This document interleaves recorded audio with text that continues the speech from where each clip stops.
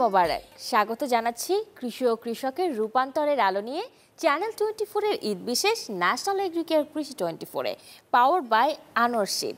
দর্শক, সমুদ্রের নিচে বাস করা সিউইডের বাণিজ্যিক চাষ নিয়ে গবেষণা, পাহাড়ি মুরগির বাণিজ্যিক পালন, বাংলাদেশ কৃষি বিশ্ববিদ্যালয়ে উদ্ভাবিত বাউ চিকেন এবং আধুনিক পদ্ধতিতে ভেড়ার পালন ও কাঁঠালের প্রক্রিয়াজাতকরণ নিয়ে থাকছে এবারের ঈদে কৃষি 24-এর বিশেষ আয়োজন। এই আয়োজনে আপনাদের সবাইকে স্বাগত জানাচ্ছি আমি শাহরিন জেবিন। প্রাণীজ আমিষের ঘাটতি পূরণে পাতে চায় মুরগির মাংস, তাই চাহিদার যোগানে খামারিরা ঝুঁকলেন দ্রুত বর্ধনশীল ব্রয়লার মুরগির দিকে। এর ফলে এই খাতটি হয়ে উঠল বিদেশ নির্ভর। তবে খুঁজতে চলেছে সেই দুষ্টু চক্র। এগিয়ে এসেছেন বাংলাদেশ কৃষি বিশ্ববিদ্যালয়ের প্রাণীবিজ্ঞানীরা। দেশীয় জাতের মোরগ মুরগি থেকেই উদ্ভাবন করেছেন মাংস নির্ভর মুরগির জাত বাউ চিকেন। বাংলাদেশ কৃষি বিশ্ববিদ্যালয়ের সবুজ চত্বর থেকে সেই গল্পটি জানাচ্ছেন ফয়জুল সিদ্দিকী। ক্যামেরায় ছিলেন মমিনুল হক আফান।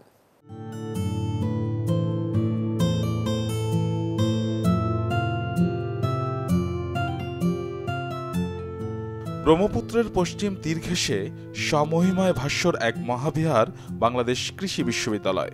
ময়মনসিংহ শহর থেকে মাত্র 4 কিলোমিটার দক্ষিণে এগোলেই পা পড়বে দেশের কৃষিজ জ্ঞানশৈলীতে অভিজাত এই প্রতিষ্ঠানটিতে। দর্শক, আজ আমরা আপনাদেরকে নিয়ে এসেছি বাংলাদেশ কৃষি বিশ্ববিদ্যালয়, যে বিশ্ববিদ্যালয়টি জন্মলগ্ন সময় থেকেই গবেষণা করছে দেশের প্রাণী সম্পদ খাত উন্নয়ন নিয়ে। সাম্প্রতিক সময় এই খাত নিয়েই তাদের একটি সফলতার গল্প আছে। সেই সফলতাটা কি এবং এই সফলতা আসলো কিভাবে, এর চ্যালেঞ্জ কি ছিল, এর ভবিষ্যৎই বাকি, তা নিয়েই আজকের পর্বে আপনাদেরকে আমরা বিস্তারিত জানানোর চেষ্টা করব।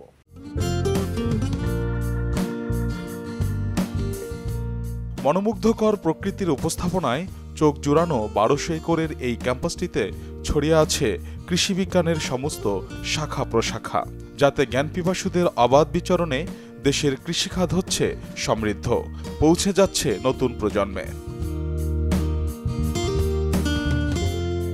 দক্ষিণ এশিয়ার সর্ববৃহৎ এই কৃষি বিশ্ববিদ্যালয় তাত্ত্বিক ও ব্যবহারিক জ্ঞান সম্পন্ন দক্ষ কৃষিবিদ, প্রাণীবিজ্ঞানী, প্রযুক্তিবিদ ও কৃষি প্রকৌশলী তৈরি করে চলছে সৃষ্টির শুরু থেকেই।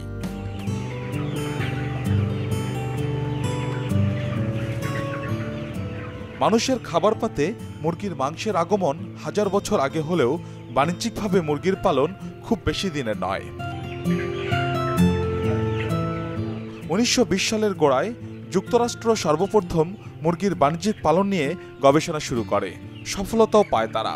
এরপর সারা বিশ্বেই শুরু হয় গবেষণা। সেই গবেষণার হাওয়া লাগে বাংলাদেশেও, তবে প্রায় 100 বছর পরে। সফলতাও আসে বাংলাদেশ কৃষি বিশ্ববিদ্যালয়ের হাত ধরে।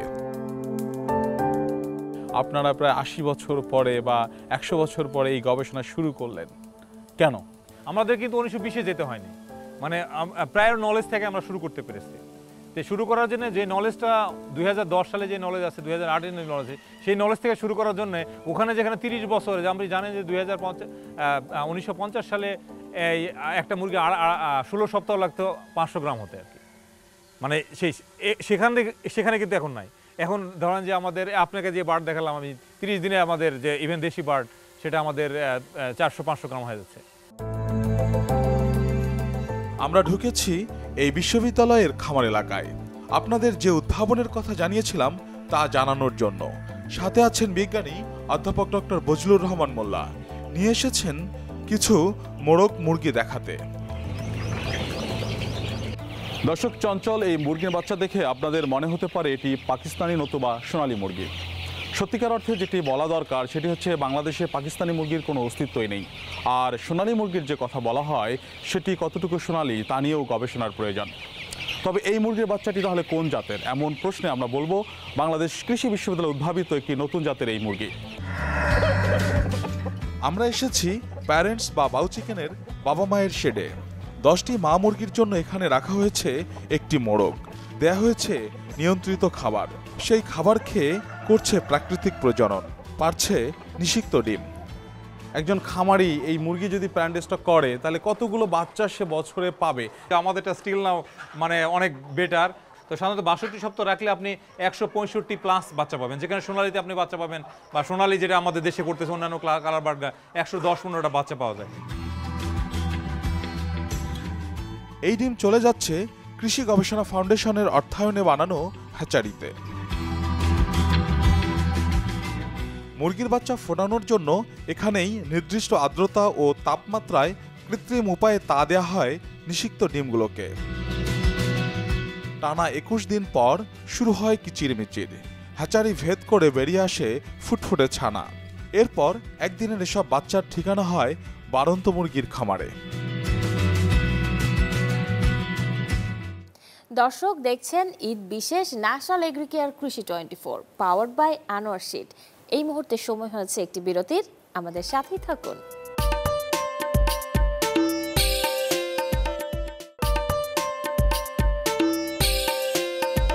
আবারও আমন্ত্রণ ঈদ বিশেষ ন্যাশনাল এগ্রিকেয়ার কৃষি 24 পাওয়ার্ড বাই আনোয়ার সিড।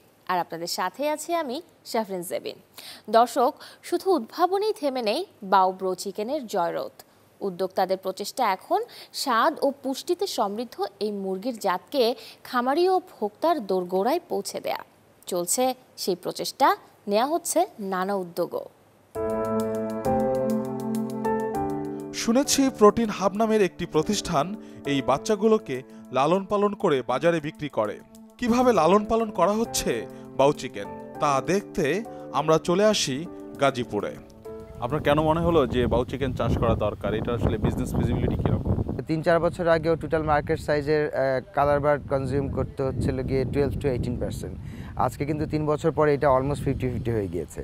তো সেটা তো আছেই। আর বাউ চিকেনের যদি স্পেশালি বলেন যে অফকোর্স যদি ডিমান্ড না বাড়ে আমরা তো ক্যাপাসিটি ইনক্রিজ কেন করবো, যেহেতু আমরা কমার্শিয়ালি ফার্মিং করছি। এটা একদম পিওরলি দেশি মুরগির জার্মপ্লাজম থেকেই ডেভেলপ। সো এমনিতেই হচ্ছে হলো গিয়ে ফার্মিংয়ের ক্ষেত্রে অনেক সুবিধা হয়, কারণ সে আমাদের যে লোকাল আবহাওয়া আছে তার সাথে এমনিতেই সে অ্যাডাপ্টেড।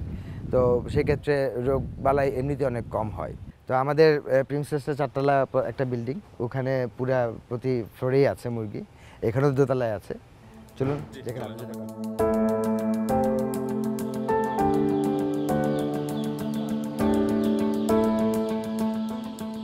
তাদের দাবি অনুযায়ী প্রতিনিয়ত চাহিদা বাড়ছে বাউ চিকেনের।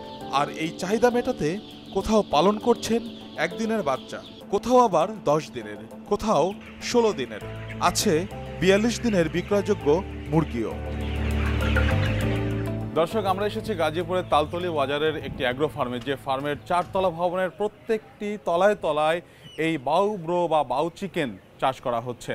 মূলত তারা বলছেন যে চাহিদা প্রতিনিয়ত বাড়ছে, এই কারণে তারা আপাতত এখানে 50,000 মুরগি পালন করছে এবং পার্শ্ববর্তী যে শেডটি আমরা দেখছি সেখানে তারা 1 লাখ মুরগির চাষ করবেন বলে প্রস্তুতি নিচ্ছেন। তারা বলছেন যে অন্ততপক্ষে মাসে তারা 70 থেকে 80,000 মুরগি ভোক্তার কাছে দিতে চান। 42 দিন পার হলেই মুরগিগুলোকে জবাই শেষে করা হয় প্রসেসিং।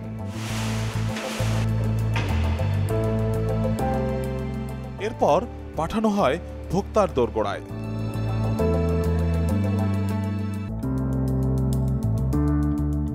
গবেষণা বলছে এই মুরগিতে ব্রয়লার মুরগির চেয়ে পানির পরিমাণ কম, ফলে শুষ্ক পদার্থের পরিমাণ বেশি। রান্নার পর ওজন ঘাটতি কম হয়, মাংস সুদৃঢ় এবং তুলনামূলক শক্ত, স্বাদে মজাদার। সরাইলের যুদ্ধবাজ মোরগ, বনমোরগ, চট্টগ্রামের ইয়াসিন, খাটোজাত সবকিছু নিয়ে গবেষণা হয়েছে বাউ চিকেন উদ্ভাবনে। শুনে অনেকেই অবাক হবেন, মুরগির কৃত্রিম প্রজনন এ আবার কি? হ্যাঁ, বাউ চিকেন উদ্ভাবনে ব্যবহার করা হয়েছে এই পদ্ধতি। আমরা আপনাদের দেখাতে চাই কিভাবে কৃত্রিম প্রজনন করা হয়। এজন্য একটি করে প্রাপ্তবয়স্ক মোরগ ও মুরগি নিয়েছি। মোরগটির পেছনের অংশকে হাত দিয়ে মালিশ করলে কয়েক সেকেন্ডের মধ্যেই শুক্রাণু বা সিমেন বের করে দেয়।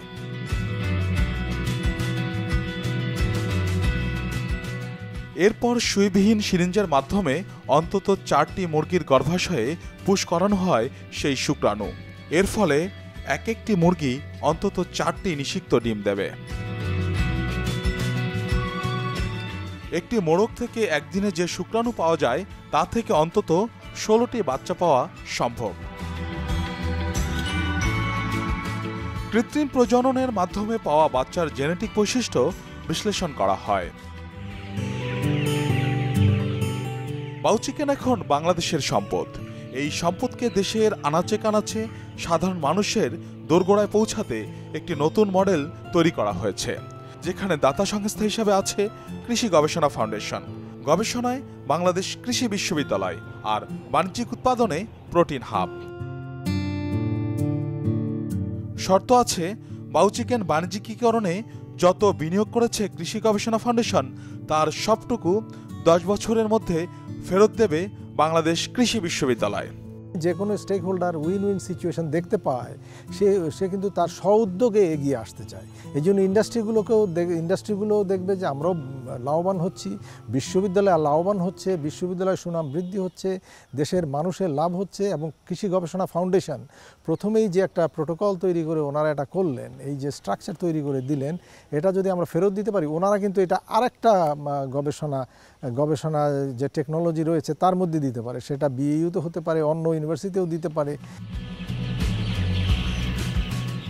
শিল্প প্রতিষ্ঠান কিংবা দাতা সংস্থার বিনিয়োগে গবেষণার মাধ্যমে নতুন পণ্য উদ্ভাবন করবে বিশ্ববিদ্যালয়, আর বাণিজ্যিক প্রতিষ্ঠান ভোক্তার দুয়ারে পৌঁছাবে সেই উদ্ভাবিত পণ্য।